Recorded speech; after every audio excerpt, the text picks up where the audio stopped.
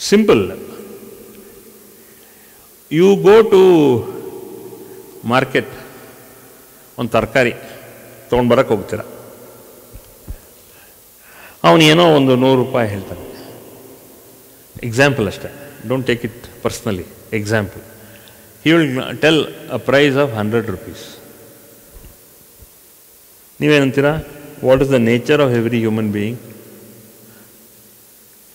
I am not referring to a lady, I am not referring to a gent. ನಾನೇನು ಹೇಳ್ತಾ ಇದ್ದೀನಿ, ನೀವು ಗಂಡಸರಿರ್ಬೋದು, ಹೆಂಗಸರಿರ್ಬೋದು. ಅಯ್ಯೋ 100 ರೂಪಾಯಿ, ಹೌ ಕ್ಯಾನ್ ಐ? 100 ರೂಪಾಯಿ. ಸೊ ನಿಮ್ಗೆ ಅದು ಪದಾರ್ಥ ಬೇಕೇ ಬೇಕು ಅಂತ ಅನಿಸ್ಬಿಡುತ್ತೆ. 100 ರೂಪಾಯಿ, ಅಯ್ಯೋ 90 ರೂಪಾಯಿ ಇದೆ, 85 ಕೇಳ್ತೀರಾ, 80 ಕೇಳ್ತೀರಾ. ಆಮೇಲೆ ನೀವೇನು ಮಾಡ್ತೀರಾ? ಇನ್ನು 10 ರೂಪಾಯಿ ಖರ್ಚು ಮಾಡಿಕೊಂಡು ಬಸ್ಸಲ್ಲೋ ಆಟೋನಲ್ಲೋ ನಿಮ್ಮ ಕಾರೋ ಎಲ್ಲೋ ಹೋಗ್ತೀರಾ ನೀವು ಇನ್ನೊಂದು ಕಡೆ. ಈಗ ಹಬ್ಬ ಹರಿದಿನಗಳಲ್ಲಿ ಅದು ಒಂದು ಬೆಲ್ಲ ಬೇಕು ಅಥವಾ ಏನೋ ಒಂದು, ಇನ್ನೇನು ನೆಕ್ಸ್ಟ್ ಯುಗಾದಿ ಬರುತ್ತೆ. ಯುಗಾದಿನಲ್ಲಿ ಏನು ಮಾಡ್ತೀರಾ? ಏನೋ ಮಾಡ್ತೀರಾ, ಶಾಪಿಂಗ್ ಹೋಗ್ತೀರಾ. ಇಷ್ಟು ಬೇಕೇ ಬೇಕು, ಅದಕ್ಕೆ ಇಷ್ಟು ದುಡ್ಡು ಆಗುತ್ತೆ. Simple things.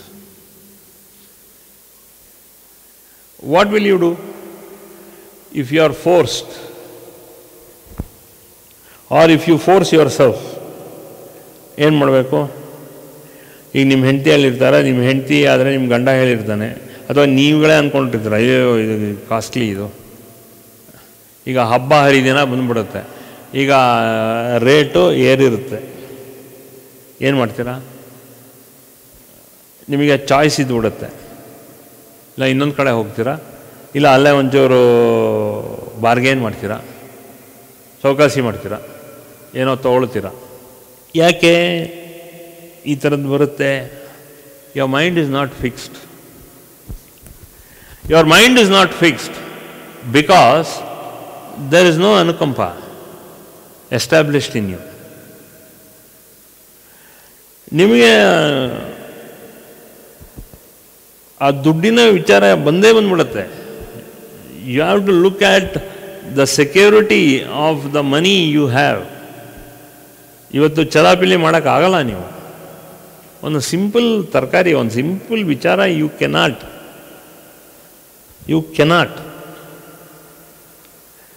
You really cannot. ಇದು ನಾನು ಸರಿ ತಪ್ಪು ಅಂತ ಹೇಳ್ತಾ ಇಲ್ಲ. This is the situation for all of us.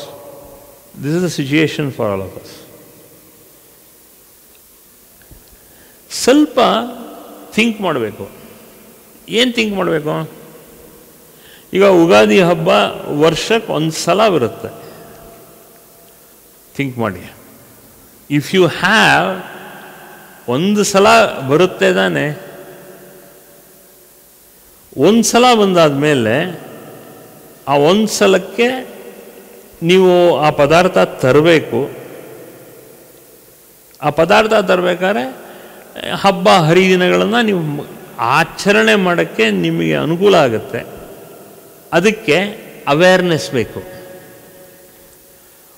ವರ್ಷದಲ್ಲಿ ಒಂದೇ ಸಲ ನಮಗೆ ಯುಗಾದಿ ಹಬ್ಬ ಬರೋದು, ಅದಕ್ಕೆ ಮಾಡ್ಕೋಬೇಕು. ಸೊ ಏನಾಗುತ್ತೆ? Use your awareness. ಈ ಅವೇರ್ನೆಸ್ ಎಲ್ಲಿಂದ ಬರಬೇಕು? ಕಂಪ್ಯಾಷನಿಂದನೇ ಬರೋದು. ಇದು ನಿಮ್ಮ ಬುದ್ಧಿಯಿಂದ ಬರ್ತಾ ಇಲ್ಲ. It is not coming from your brain. It is coming from that empathy and sympathy which has been accumulated in the heart. ಈ ಹಾರ್ಟ್ ಇಂದಾನೇ ಈ ಕಂಪ್ಯಾಷನ್ ಬರೋದು, ಅದು ಅನುಕಂಪ ಆಗಿ, ಆ ಅನುಕಂಪದಿಂದಾನೇ ನಿಮಗೆ ಬ್ರೈನ್ಗೆ ಆ ಹೊಳಪು ಬರೋದು.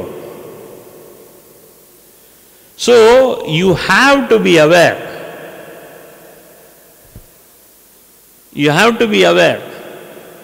ಸೊ ನೆಕ್ಸ್ಟು ಅದೇ ಸಿಚುಯೇಷನ್ ಸ್ವಲ್ಪ ಕಂಟಿನ್ಯೂ ಮಾಡೋಣ. ಆ ಸಿಚುಯೇಷನ್ದಾಗ ಏನು ಮಾಡೋಕ್ಕಾಗತ್ತೆ? If your sadhana is doing correctly, ಆಗೇನಾಗುತ್ತೆ? ನಿಮಗೆ ಬೇಕಾಗಿರೋ ಪದಾರ್ಥ ನೀವು ಅಲ್ಲಿ ಮಾರ್ಕೆಟ್ಗೆ ಹೋದಾಗ ಅಲ್ಲಿ ಯಾರೋ ಒಬ್ಬ ಪರಿಚಯ ಇರೋನು ಬರ್ತಾನೆ. ನಿಮ್ಮ ಅನುಕಂಪದಿಂದ ಅವನೇ ಬಂದು ಇಲ್ಲ ಅಮ್ಮ ಇದೊಂದು 10 ರೂಪಾಯಿ ಕಡಿಮೆ ಕೊಡ್ತೀನಿ ಅಥವಾ ಏನಾದ್ರು ತೊಗೊಳ್ಳಿ ಅಂತ ಹೇಳಿ ಅವನು ಇನ್ನೊಂದು ಸ್ವಲ್ಪ ಎಕ್ಸ್ಟ್ರಾ ಕೊಡ್ತಾನೆ. ಎಕ್ಸ್ಟ್ರಾ ಯಾಕೆ ಕೊಡಬೇಕು? ಅವನೇನು ನಿಮ್ಮ ನೆಂಟಾನ? ಅವನೇನು ನಿಮ್ಮ ಕಸಿನ್ನ? ಅವನೇನು ನಿಮ್ಮ ದೊಡ್ಡಪ್ಪನ ಮಗನ? ಯೋಚನೆ ಮಾಡಬೇಕು. ಅವನಲ್ಲ ಅದನ್ನೇ. ಯಾಕೆ ಬಂತು? ಕಂಪ್ಯಾಷನ್ ಬಂತು. ಎಲ್ಲಿಂದ ಬಂತು? ಹೃದಯದಿಂದ ಬಂತು. ಆ ಕಂಪ್ಯಾಷನ್ನು, ಆ ಆರ ನಿಮ್ಮ ಸುತ್ತ ಪ್ರಭಾವಳಿನಲ್ಲಿ ಆ ಕಂಪ್ಯಾಷನ್ ಇರುತ್ತೆ. ನಿಮಗೆ ಎಕ್ಸ್ಪೆಕ್ಟ್ ಮಾಡದೇ ಇರೋ ರೀತಿ ಒಂದು ಒಳ್ಳೆ ರೇಟೋ, ಒಂದು ಒಳ್ಳೆ ವಿಚಾರನೋ, ಒಂದು ಒಳ್ಳೆ ವ್ಯಕ್ತಿನೋ ಆ ಒಂದು ಸನ್ನಿವೇಶನಲ್ಲಿ ನಿಮ್ಮ ಕಂಪ್ಯಾಷನ್ನು ಆ ವ್ಯಕ್ತಿನ ನಿಮ್ಮ ಮುಂದೆ ಕರ್ಕೊಂಬರುತ್ತೆ. ನೀವೇನು ಮಾಡ್ತೀರಾ? ತಲೆ ಯೂಸ್ ಮಾಡ್ತೀರಾ. ನೋ ನೋ ನೋ ನೋ, ಇದಕ್ಕೆ ಯಾರು ಇಷ್ಟು 10 ರೂಪಾಯಿ ಕೊಡ್ತಾರೆ, ಇದಕ್ಕೆ ಯಾರು 15 ರೂಪಾಯಿ ಕೊಡ್ತಾರೆ, ಇದಕ್ಕೆ ಯಾಕೆ 20 ರೂಪಾಯಿ ಕೊಡ್ತಾರೆ? ಇದು ಮನುಷ್ಯನ ಸ್ವಭಾವ. ಮನುಷ್ಯನ ಸ್ವಭಾವ. ಇಟ್ಸ್ ನ್ಯಾಚುರಲಿ ನಿಮ್ಮ ಸ್ವಭಾವ. ಒಂದು ಕಡೆ ನಿಮ್ಮ ಮನಸ್ಸು ಇಲ್ಲ ನಾನು ಹೇಳಿದ್ದಾರೆ ಗುರುಜಿ, ಇಲ್ಲ ನಾವು ಚೌಕಾಸಿ ಮಾಡಬಾರ್ದು, ಅವನು ಹೇಳಿದ ರೇಟ್ನ ತೊಗೊಂಡು ಬರಬೇಕು. ವರ್ಷಕ್ಕೆ ಒಂದೇ ದಿವಸ ಬರೋದು Ugadi.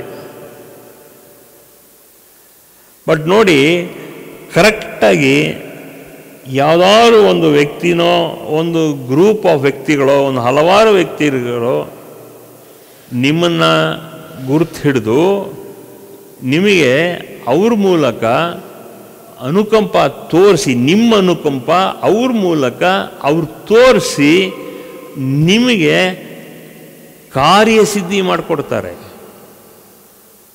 This is how compassion works from within you, within the heart. ಹೃದಯದಿಂದ ಬರೋತಕ್ಕಂಥದ್ದು ವೈಬ್ರೇಷನ್ಸ್. ಇದು ಏನಾಗುತ್ತೆ ಅಂದರೆ, ಈಗ ನಿಮಗೆ ಕಂಪ್ಯಾಷನ್ ಗೊತ್ತಿಲ್ಲ, ಆದ್ದರಿಂದ ಏನಾಗುತ್ತೆ ಅಂದರೆ ಡಿಬೇಟ್ ಆಗುತ್ತೆ. ಯಾಕೆ ಡಿಬೇಟ್ ಆಗುತ್ತೆ? ನೀವು ಹೇಳ್ತೀರಾ ಗುರುಜಿ ಹಂಗಲ್ಲ, ಆಗಲ್ಲ ನಮಗೆ.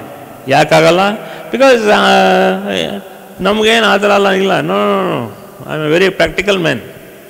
ನಾನು ಹೋಗ್ಬೇಕು, ನಾನು ತೊಗೊಂಬರ್ಬೇಕು, ನಾನು ಪ್ರಾಕ್ಟಿಕಲಾಗಿ ನಾನು ಹೇಳ್ತೀನಿ, ಯೋಚನೆ ಮಾಡ್ತೀನಿ ಅಂತೀರಾ. ಅಗ್ರಿ? ಒಂದು ಸಲ ಅವಕಾಶ ಕೊಡಿ. ಆ ಅನುಕಂಪ ನಿಮ್ಮೊಳಗಡೆ ಇನ್ನೂ ಕಾಯಾಗೆ ಇದೆ, ಸ್ವಲ್ಪ ಹಣ್ಣು ಮಾಡ್ಕೊಳ್ಳಿ. ಹಣ್ಣು ಮಾಡ್ಕೊಳ್ಳಿ. ಕರೆಕ್ಟಾಗಿ ಆ ಅನುಭವ ನಿಮಗೆ ಬರೋಕ್ಕೆ ಶುರುವಾಗುತ್ತೆ. ದ ರಿಯಲ್ ಕಂಪ್ಯಾಷನ್ ಬರಬೇಕು. ಯಾತಕ್ಕಿಷ್ಟಲ್ಲ compassion? Compassion is the basis for enlightenment. Compassion is the basis of enlightenment, or for enlightenment and awareness, or awareness and enlightenment. ಈ ಕಂಪ್ಯಾಷನ್ ಇಟ್ಕೊಂಡು ಸುಮ್ಮನೆ ಮಾರ್ಕೆಟ್ ಒಳಗಡೆ ಹೋಗಿ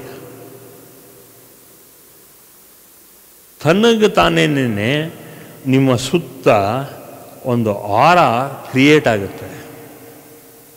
ಒಂದು ಪ್ರಭಾವಳಿ ನಿಮ್ಮ ಸುತ್ತ ಉತ್ಪತ್ತಿ ಆಗುತ್ತೆ. ದ ಆರ, ಆ ಪ್ರಭಾವಳಿ ನಿಮ್ಮ ಸುತ್ತ ಉತ್ಪತ್ತಿ ಆಗುತ್ತೆ. ಅದು ಭಾಳ important. You have to experience. Real compassion will give out awareness first. Awareness ಆದಮೇಲೆ you think you have got good brains. ನಿಮಗೆ ಸ್ವಲ್ಪ ಕಂಪ್ಯಾಷನ್ ಇರ್ಬೋದು, ಸ್ವಲ್ಪ ಅವೇರ್ನೆಸ್ ಇರ್ಬೋದು. But I can tell you how many people have been fooled in this kind. ಎಷ್ಟೋ incidence ಇರುತ್ತೆ. Have been duped, have been fooled. ಯಾರ ಥರನೋ ಮೋಸ ಹೋದೆ. ಅದು ಒಂದು ಕಡೆ ಕರ್ಮ. ಇನ್ನೊಂದು ಕಡೆ ನೀವು ಧರ್ಮದಲ್ಲಿ ಇದ್ದಿದ್ದರೆ ನೀವು ಆ ಕಂಪ್ಯಾಷನ್ ಮುಂದೆ ಬಂದು ಒಂದು ರಕ್ಷಣೆ ಥರ ಅದು ಪ್ರೊಟೆಕ್ಟ್ ಮಾಡುತ್ತೆ. You will miss all this kinds of incidences in life. ಯಾಕೆಂದರೆ ಈ ತತ್ವಗಳಲ್ಲಿ ಇದು ಭಾಳ ಮುಖ್ಯ. The basic thing of compassion is, ಈ ತತ್ವಗಳನ್ನು ನಾವು ಏನೇನು ಫಾಲೋ ಮಾಡೋಕ್ಕೆ ಟ್ರೈ ಮಾಡ್ತೇವೆ, ಇನ್ನೂ 1ನೇ ತತ್ವನೇ ಮುಗಿದಿದ್ದೀವಿ ಅಥವಾ 2ನೇ ತತ್ವ ಮುಗಿದಿದ್ದೀವಿ ಅಥವಾ 4ನೇ ತತ್ವ 6ನೇ ತತ್ವ ಅಲ್ಲ. The basis for enlightenment is compassion, and for compassion from compassion only awareness ಬರುತ್ತೆ, ಜಾಗ್ರತೆ ಬರುತ್ತೆ. So that nobody else, that compassion will create and shield around you. ಆ ಶೀಲ್ಡ್ ಬಂದಾಗ ಏನಾಗುತ್ತೆ ಅಂದಾಗ ನಿಮಗೆ you will have that extra link of awareness. Most of you ನನ್ನ ಕೈಲಿ ಬಯಸ್ಕೊಂಡಿದ್ದೀರಾ. ಯಾಕೆ ಬಯಸ್ಕೊಂಡಿದ್ದೀರಾ ಹೇಳಿ? ಅವೇರ್ನೆಸ್ ಇಲ್ಲ, ನಿಮಗೆ ಬುದ್ಧಿ ಚುರುಕಿಲ್ಲ. ಬುದ್ಧಿ ಚುರುಕಿಲ್ಲ ಅಂತ ಸುಮಾರು ಸಲ ಬೈದಿದ್ದೀನಿ. ಎಲ್ಲರನ್ನೂ ಬೈದಿದ್ದೀನಿ ನಾನು. ನಿಮಗೆ ಬುದ್ಧಿ ಚುರುಕಿಲ್ಲ, ನಿಮಗೆ ಅವೇರ್ನೆಸ್ ಇಲ್ಲ ಅದೆಲ್ಲ ಬೈದಿದ್ದೀನಿ. ಸೊ ಮೇಕ್ಲಾರ್ನು ಸಖತ್ ದಿನ ಬೆಳಗ್ಗೆ ಅದನ್ನೇ ಬೈಯೋದು ನಾನು, ಅವೇರ್ನೆಸ್ ಇಲ್ಲ. ಅಥವಾ ಅವಳಿಗೆ ಇರೋ ಕಂಪ್ಯಾಷನ್ ಸಾಲದು, ನಿಮಗೆ ಎಲ್ಲರಿಗೂ ಇರೋ ಕಂಪ್ಯಾಷನ್ ಸಾಲದು. ಅದು 2 ಜರಿ. ಆ 2 ಜರಿ ಬಂದು ಸೇರಿಕೊಂಡ್ರೇನೆ ಆ ಕಂಪ್ಯಾಷನ್ ಅನ್ನೋದು ಉತ್ಪತ್ತಿ ಆಗೋದು. ಆ ಉತ್ಪತ್ತಿ ಆದ್ರಂತಾನೇ ನಮಗೆ ಅವೇರ್ನೆಸ್ ಬರೋದು.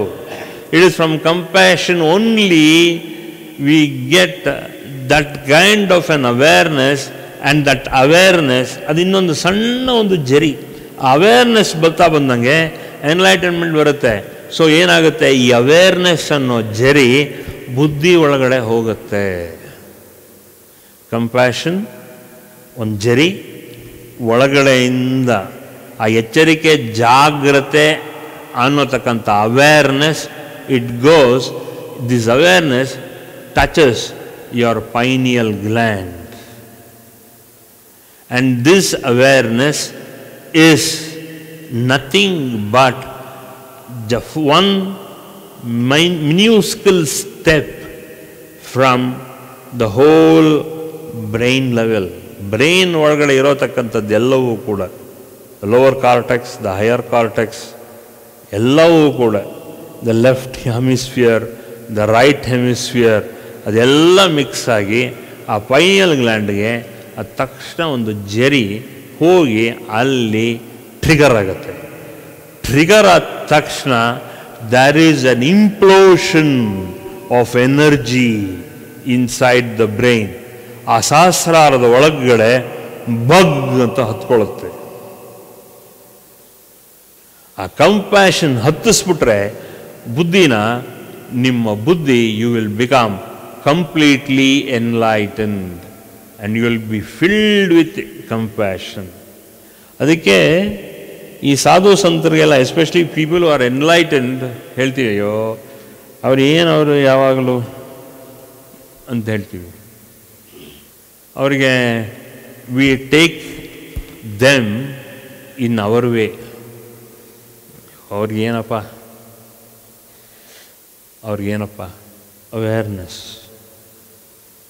Awareness is the primordial main requirement for enlightenment. Compassion, awareness in the enlightenment.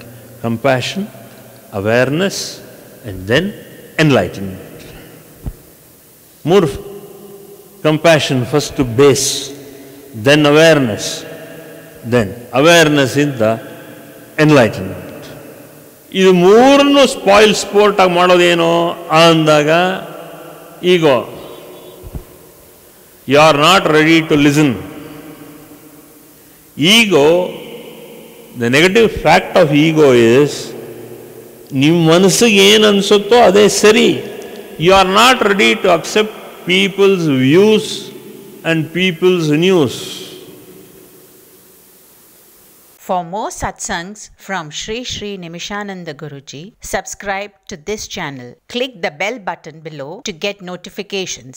Like and share the video and spread the divine message.